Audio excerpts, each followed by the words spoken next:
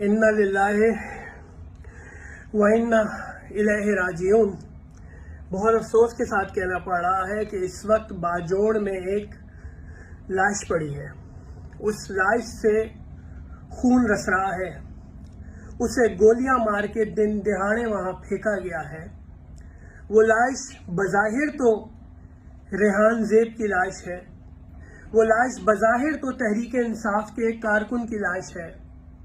वो लाश बज़ाहिर तो एक इंतखाबी नुमाइंदे की लाश है जो NA8 से इंतखाबात में हिस्सा लेकर इस मुल्क को तरक्की पहुंचाना चाहता था, इस मुल्क के अंदर बेहतरी देखना चाहता था। वो लाश इमरान ज़ेब की लाश है, लेकिन दर हकीकत वो लाश सिर्फ इमरान ज़ेब की नहीं, पाकिस्तान में जमहूरियत की लाश है। वो लाश मेरे और तुम्हारे ख्वाबों की लाश है। वो लाश पाकिस्तान में आने वाले इंतखाबात की लाश है। वो लाश हम ब्लडी सिविलियंस की लाश है।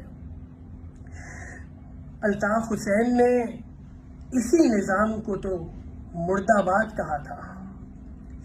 मेरा पाकिस्तान पीपल्स पार्टी के कारकुनान से सवाल है, जो इस मुल्क के शहरी हैं, कैसा लीडर है तुम्हारा बिलावल जो इस निज़ाम के अंदर कुर्सी की दौड़ में लगा हुआ है और आंखें बंद करके ये सब देख रहा है। नवाज शरीफ के कारकुनान से मेरा सवाल है, कैसा लीडर है तुम्हारा जो इस मुल्क के नौजवानों को मरता देख रहा है लेकिन कुर्सी की दौड़ में आंखें बंद करके लगा हुआ है। तहरीक इंसाफ के कारकुनान, ये मजालिम हमारे सांझे हैं, क्योंकि ये सब जुल्म कराची में हम भी देख चुके हैं। इस वक्त भी कराची में दो इंतखाबी उम्मीदवार निसार पवर और मोहसिन पवर को महीना होने को जा रहा है कि वो गुमशुदा हैं। ये सिर्फ तहरीक इंसाफ के कारकुनान का गम नहीं है, ये अल्ताफ हुसैन का भी गम है, अल्ताफ हुसैन के कारकुनान का भी गम है। ये सिर्फ तहरीक इंसाफ के कारकुनान का गम और मामला नहीं है, ये पाकिस्तान का गम है, ये पाकिस्तान का मामला है।